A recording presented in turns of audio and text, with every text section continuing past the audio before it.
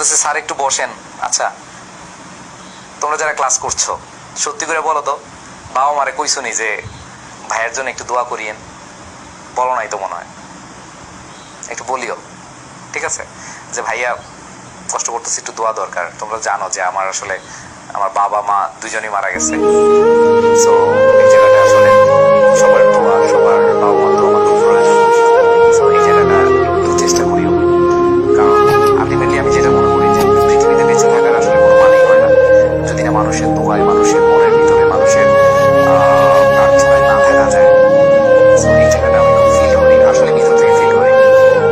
আমি করোনার টাইমে, আমি তো মানে করোনায় আক্রান্ত ছিলাম, আইসোলেশনে 33 days, 33 দিন আইসোলেশনে ছিলাম। তোমরা জানো যে আমার মা ওই সময় মারা গিয়েছে, আমি খবর দিতে পারিনি। করোনার সময় কিন্তু মানুষের পাশে অনেক দাঁড়িয়েছিলাম আমার জায়গা থেকে। আমার আগের একটা ফেসবুক আইডি ছিল, এখানে ছিল প্রতিদিন আমি প্রায় 4 থেকে 5 লক্ষ টাকা মানুষকে সহায়তা করছিলাম বিভিন্ন মাধ্যমে।